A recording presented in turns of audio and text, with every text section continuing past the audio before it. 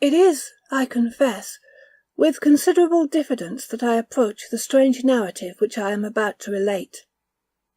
The events which I purpose detailing are of so extraordinary and unheard of a character that I am quite prepared to meet with an unusual amount of incredulity and scorn.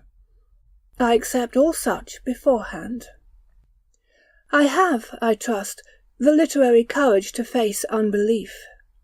I have, after mature consideration, resolved to narrate, in as simple and straightforward a manner as I can compass, some facts that passed under my observation in the month of July last, and which, in the annals of the mysteries of physical science, are wholly unparalleled.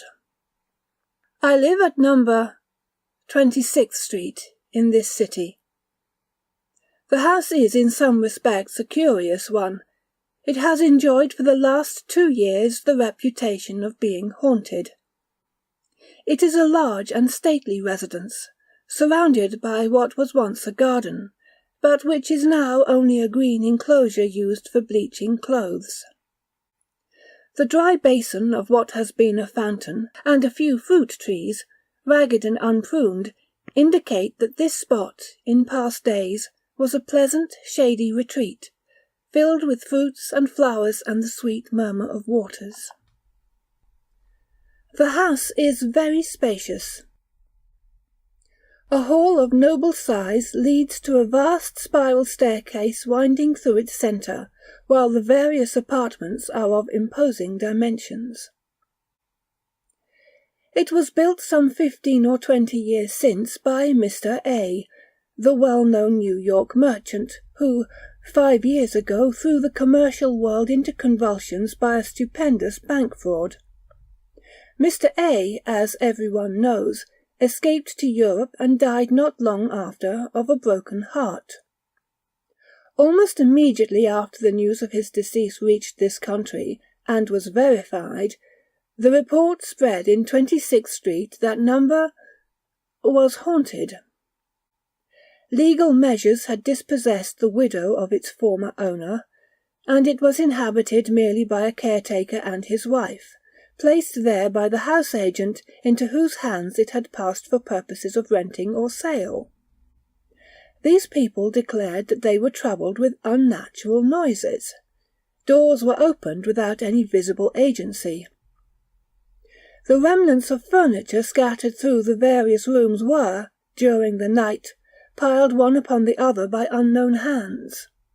Invisible feet passed up and down the stairs in broad daylight, accompanied by the rustle of unseen silk dresses, and the gliding of viewless hands along the massive balusters. The caretaker and his wife declared that they would live there no longer. The house agent laughed, dismissed them, and put others in their place.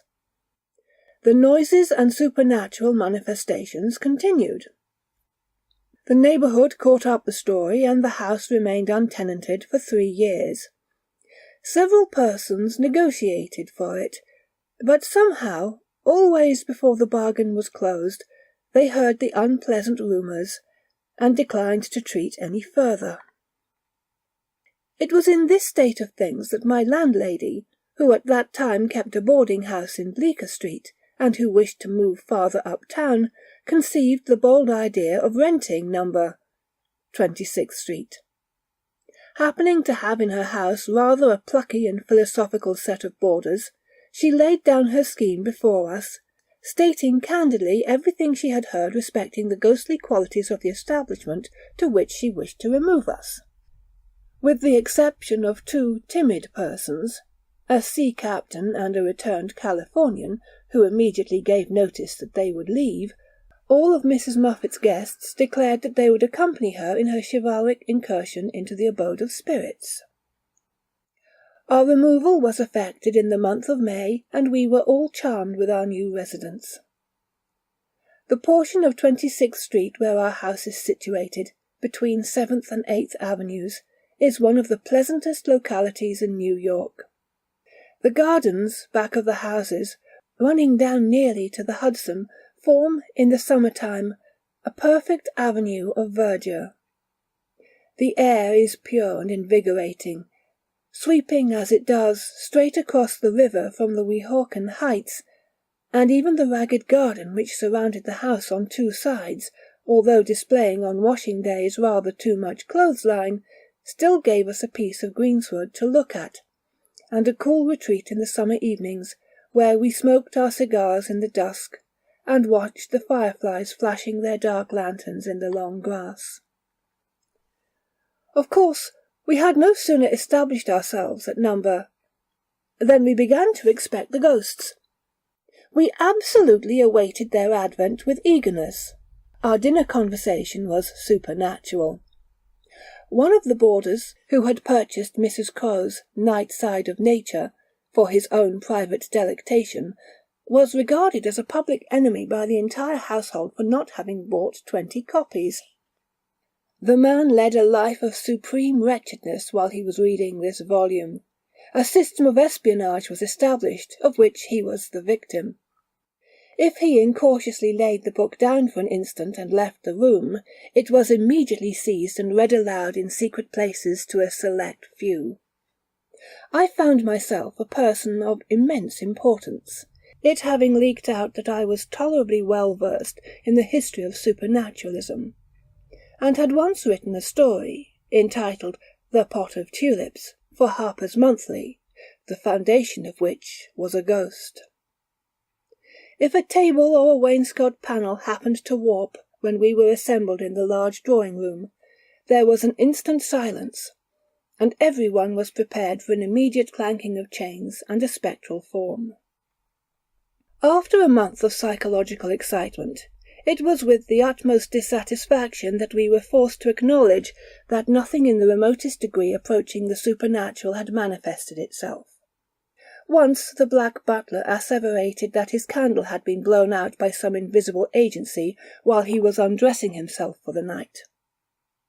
But as I had more than once discovered this coloured gentleman in a condition when one candle might have appeared to him like two, I thought it possible that, by going a step farther in his potations, he might have reversed this phenomenon, and seen no candle at all where he ought to have beheld one.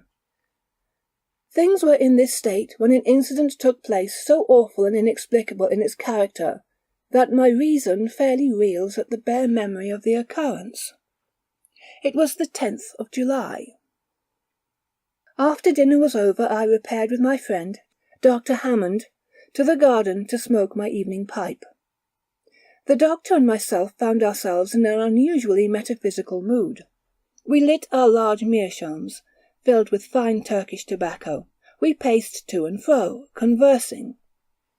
A strange perversity dominated the currents of our thought. They would not flow through the sunlit channels into which we strove to divert them. For some unaccountable reason they constantly diverged into dark and lonesome beds, where a continual gloom brooded. It was in vain that, after our old fashion, we flung ourselves on the shores of the East, and talked of its gay bazaars, of the splendours of the time of Haroun, of harems and golden palaces. Black afrits continually arose from the depths of our talk, and expanded, like the one the fisherman released from the copper vessel, until they blotted everything bright from our vision. Insensibly, we yielded to the occult force that swayed us, and indulged in gloomy speculation. We had talked some time upon the proneness of the human mind to mysticism, and the almost universal love of the terrible, when Hammond suddenly said to me, "What do you consider to be the greatest element of terror?" The question, I own, puzzled me. That many things were terrible, I knew. Stumbling over a corpse in the dark, beholding, as I once did, a woman floating down a deep and rapid river with wildly lifted arms and awful upturned face, uttering as she sank shrieks that rent one's heart, while we, the spectators, stood frozen at a window which overhung the river at a height of 60 feet, unable to make the slightest effort to save her, but dumbly watching her last supreme agony and her disappearance. A shattered wreck, with no life visible, encountered floating listlessly on the ocean, is a terrible object, for it suggests a huge terror, the proportions of which are veiled. But it now struck me for the first time that there must be one great and ruling embodiment of fear, a king of terrors to which all others must succumb. What might it be? To what train of circumstances would it owe its existence? "I confess, Hammond," I replied to my friend, "I never considered the subject before. That there must be something more terrible than any other thing, I feel. I cannot attempt, however, even the most vague definition." "I am somewhat like you, Harry," he answered. "I feel my capacity to experience a terror greater than anything yet conceived by the human mind. Something combined in fearful and unnatural amalgamation hitherto supposed incompatible elements. The calling of the voices in Brockton Brown's novel of Wieland is awful. So is the picture of the dweller of the threshold in Buller's Zanoni. But," he added, shaking his head gloomily, "there is something more horrible still than these." "Look here, Hammond," I rejoined. "Let us drop this kind of talk, for heaven's sake." "I don't know what's the matter with me tonight," he replied, "but my brain is running upon all sorts of weird and awful thoughts. I feel as if I could write a story like Hoffman tonight, if I were only master of a literary style." "Well, if we are going to be Hoffman-esque in our talk, I'm off to bed. How sultry it is. Good night, Hammond." "Good night, Harry. Pleasant dreams to you." "To you, gloomy wretch, afrits, ghouls, and enchanters." We parted, and each sought his respective chamber. I undressed quickly and got into bed, taking with me, according to my usual custom, a book, over which I generally read myself to sleep. I opened the volume as soon as I had laid my head upon the pillow, and instantly flung it to the other side of the room. It was Goudon's History of Monsters, a curious French work, which I had lately imported from Paris, but which, in the state of mind I had then reached, was anything but an agreeable companion. I resolved to go to sleep at once, so, turning down my gas until nothing but a little blue point of light glimmered on the top of the tube, I composed myself to rest. The room was in total darkness. The atom of gas that still remained lighted did not illuminate a distance of 3 inches round the burner. I desperately drew my arm across my eyes, as if to shut out even the darkness, and tried to think of nothing. It was in vain. The confounded themes touched on by Hammond in the garden kept obtruding themselves on my brain. I battled against them. I erected ramparts of would-be blankness of intellect to keep them out. They still crowded upon me, while I was lying still as a corpse, hoping that by a perfect physical inaction I should hasten mental repose. An awful incident occurred. A something dropped, as it seemed, from the ceiling, plumb upon my chest, and the next instant I felt 2 bony hands encircling my throat, endeavouring to choke me. I am no coward, and am possessed of considerable physical strength. The suddenness of the attack, instead of stunning me, strung every nerve to its highest tension. My body acted from instinct, before my brain had time to realize the terrors of my position.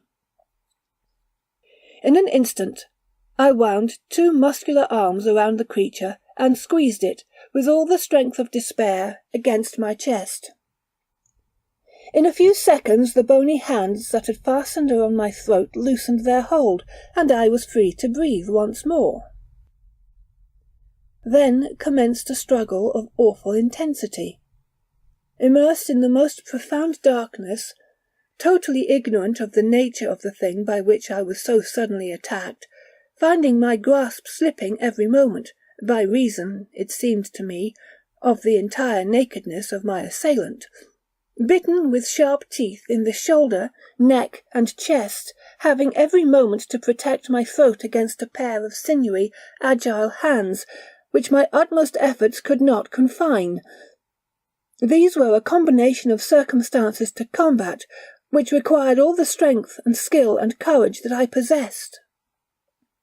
At last, after a silent, deadly, exhausting struggle, I got my assailant under by a series of incredible efforts of strength. Once pinned, with my knee on what I made out to be its chest, I knew that I was victor. I rested for a moment to breathe. I heard the creature beneath me panting in the darkness, and felt the violent throbbing of a heart. At this moment I remembered that I usually placed under my pillow, before going to bed, a large yellow silk pocket handkerchief for use during the night. I felt for it instantly. It was there. In a few seconds more I had, after a fashion, pinioned the creature's arms. I now felt tolerably secure. There was nothing more to be done but to turn on the gas, and, having first seen what my midnight assailant was like, arouse the household. I will confess to being actuated by a certain pride in not giving the alarm before. I wished to make the capture alone and unaided. Never losing my hold for an instant, I slipped from the bed to the floor, dragging my captive with me. I had but a few steps to make to reach the gas burner. These I made with the greatest caution, holding the creature in a grip like a vice. At last I got within arm's length of the tiny speck of blue light which told me where the gas burner lay. Quick as lightning I released my grasp with one hand and let on the full flood of light. Then I turned to look at my captive. I cannot even attempt to give any definition of my sensations the instant after I turned on the gas. I suppose I must have shrieked with terror, for in less than a minute afterwards my room was crowded with the inmates of the house. I shudder now as I think of that awful moment. I saw nothing. Yes, I had one arm firmly clasped round a breathing, panting, corporeal shape, my other hand gripped with all its strength a throat as warm and apparently fleshly as my own, and yet, with all this living substance in my grasp, with its body pressed against my own, and all in the bright glare of a large jet of gas, I absolutely beheld nothing, not even an outline, a vapour. I do not, even at this hour, realize the situation in which I found myself. I cannot recall the astounded incident thoroughly. Imagination in vain tries to compass the awful paradox. It breathed. I felt its warm breath upon my cheek. It struggled fiercely. It had hands. They clutched me. Its skin was smooth like my own. There it lay, pressed close up against me, solid as stone, and yet utterly invisible. I wonder that I did not faint or go mad on the instant. Some wonderful instinct must have sustained me, for absolutely, in place of loosening my hold on the terrible enigma, I seemed to gain an additional strength in my moment of horror, and tightened my grasp with such wonderful force that I felt the creature shivering with agony. Just then Hammond entered my room at the head of the household. As soon as he beheld my face, which I suppose must have been an awful sight to look at, he hastened forward, crying, "Great heaven, Harry, what has happened?" "Hammond, Hammond," I cried, "come here. Oh, this is awful. I have been attacked in bed by something or other, which I have hold of, but I can't see it. I can't see it." Hammond, doubtless struck by the unfeigned horror expressed in my countenance, made one or two steps forward with an anxious yet puzzled expression. A very audible titter burst from the remainder of my visitors. This suppressed laughter made me furious. To laugh at a human being in my position, it was the worst species of cruelty.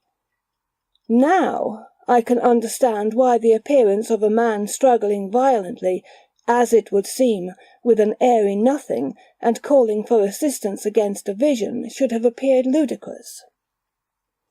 Then, so great was my rage against the mocking crowd, that had I the power, I would have stricken them dead where they stood.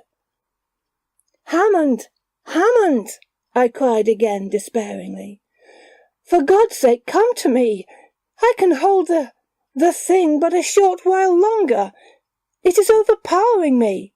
Help me! Help me!" "Harry," whispered Hammond, approaching me, "you have been smoking too much."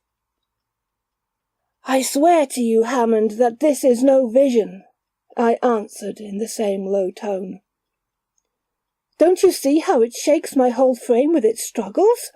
If you don't believe me, convince yourself. Feel it. Touch it." Hammond advanced and laid his hand on the spot I indicated. A wild cry of horror burst from him. He had felt it. In a moment he had discovered somewhere in my room a long piece of cord, and was the next instant winding it and knotting it about the body of the unseen being that I clasped in my arms.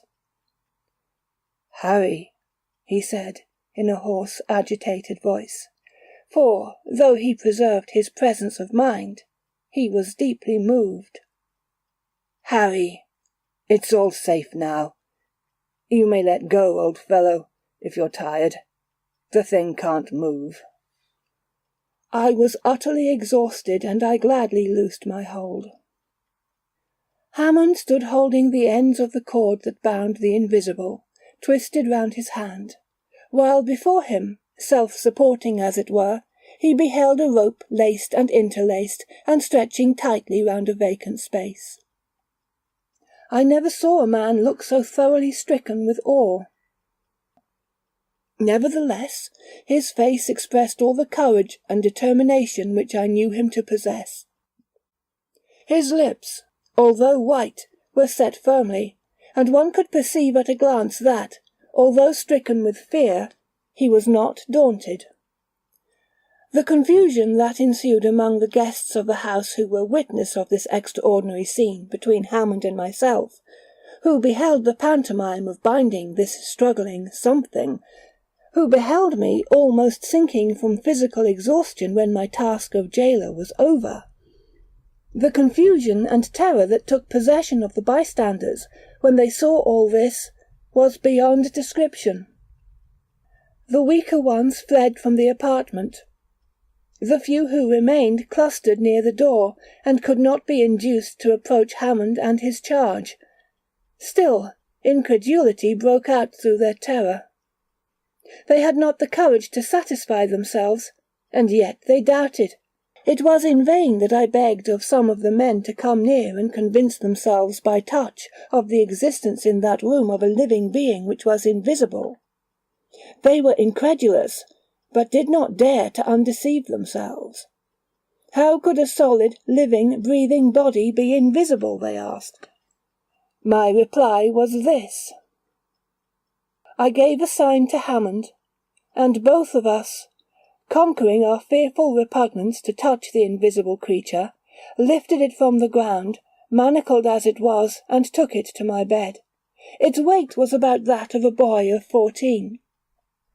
"Now, my friends," I said, as Hammond and myself held the creature suspended over the bed, "I can give you self-evident proof that here is a solid, ponderable body which, nevertheless, you cannot see. Be good enough to watch the surface of the bed attentively." I was astonished at my own courage in treating this strange event so calmly, but I had recovered from my first terror, and felt a sort of scientific pride in the affair which dominated every other feeling. The eyes of the bystanders were immediately fixed on my bed. At a given signal, Hammond and I let the creature fall. There was the dull sound of a heavy body alighting on a soft mass. The timbers of the bed creaked. A deep impression marked itself distinctly on the pillow and on the bed itself. The crowd who witnessed this gave a sort of low, universal cry, and rushed from the room. Hammond and I were left alone with our mystery. We remained silent for some time, listening to the low, irregular breathing of the creature on the bed, and watching the rustle of the bedclothes as it impotently struggled to free itself from confinement.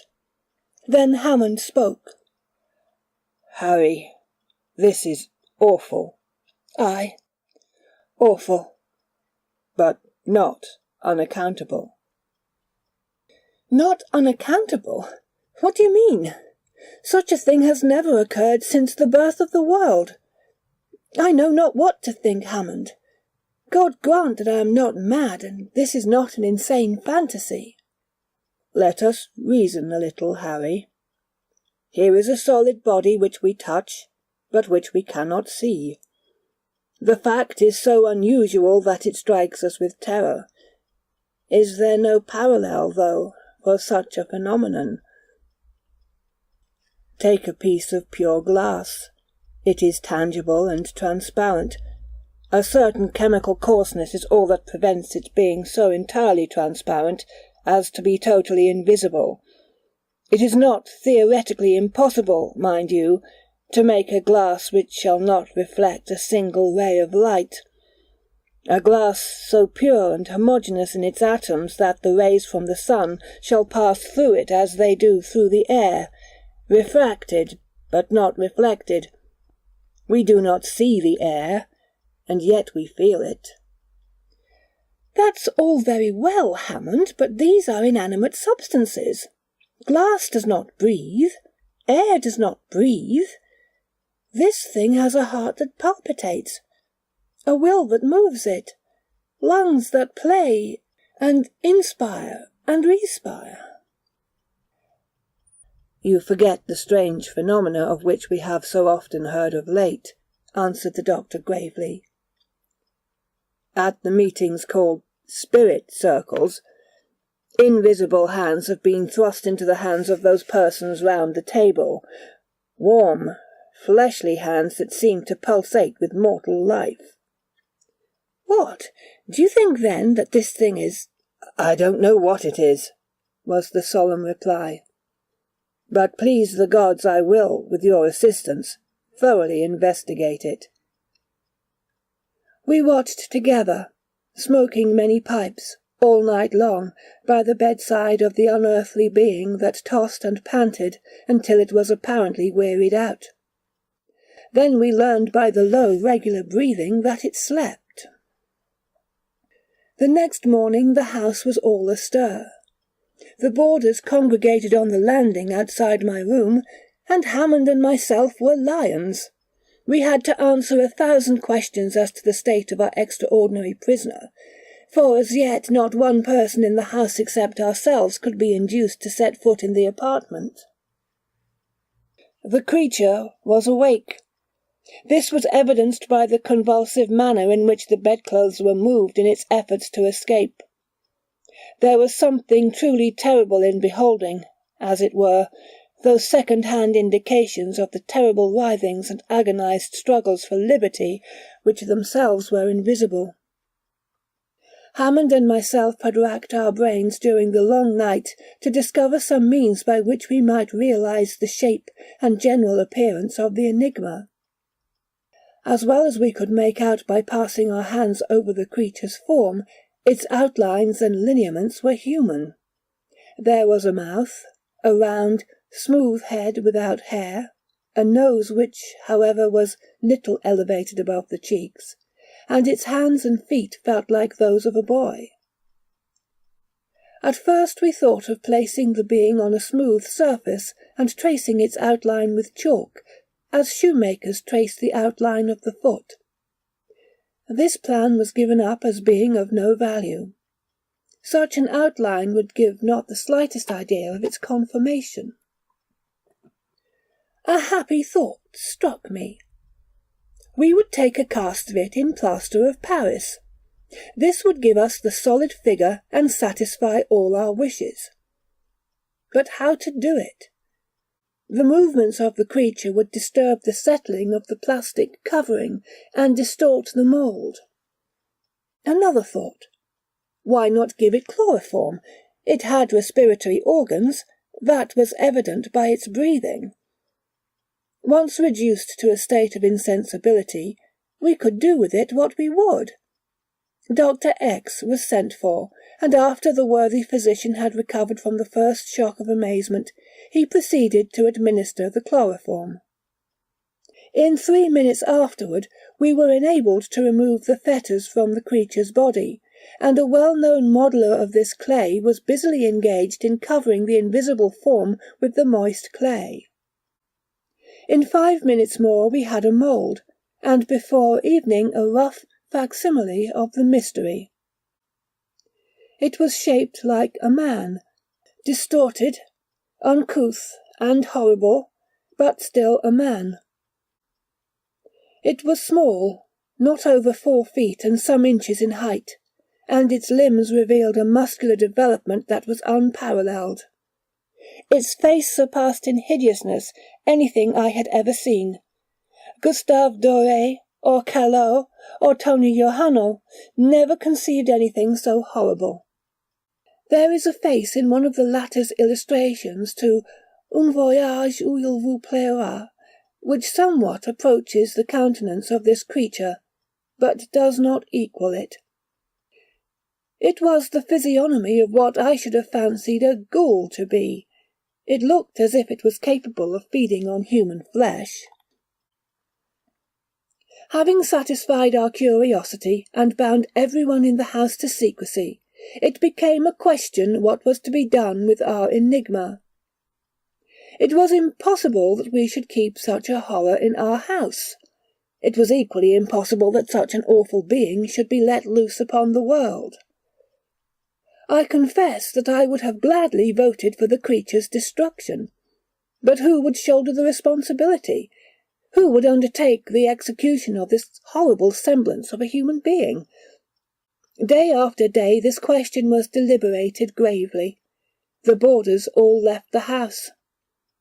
Mrs. Moffat was in despair, and threatened Hammond and myself with all sorts of legal penalties if we did not remove the horror. Our answer was, "We will go if you like, but we decline taking this creature with us. Remove it yourself if you please. It appeared in your house. On you the responsibility rests." To this there was, of course, no answer. Mrs. Moffat could not obtain for love or money a person who would even approach the mystery. The most singular part of the transaction was that we were entirely ignorant of what the creature habitually fed on. Everything in the way of nutriment that we could think of was placed before it, but was never touched. It was awful to stand by, day after day, and see the clothes toss, and hear the hard breathing, and know that it was starving. 10, 12 days, a fortnight passed, and it still lived. The pulsations of the heart, however, were daily growing fainter, and had now nearly ceased altogether. It was evident that the creature was dying for want of sustenance. While this terrible life-struggle was going on, I felt miserable. I could not sleep of nights. Horrible as the creature was, it was pitiful to think of the pangs it was suffering. At last it died. Hammond and I found it cold and stiff one morning in the bed. The heart had ceased to beat, the lungs to inspire. We hastened to bury it in the garden. It was a strange funeral, the dropping of that viewless corpse into the damp hole. The cast of its form I gave to Dr. X, who keeps it in his museum on 10th Street. And I am on the eve of a long journey from which I may not return. I have drawn up this narrative of an event, the most singular that has come to my knowledge. Note: it was rumoured that the proprietors of a well-known museum in this city had made arrangements with Dr. X to exhibit to the public the singular cast which Mr. Escott deposited with him. So extraordinary a history cannot fail to attract universal attention.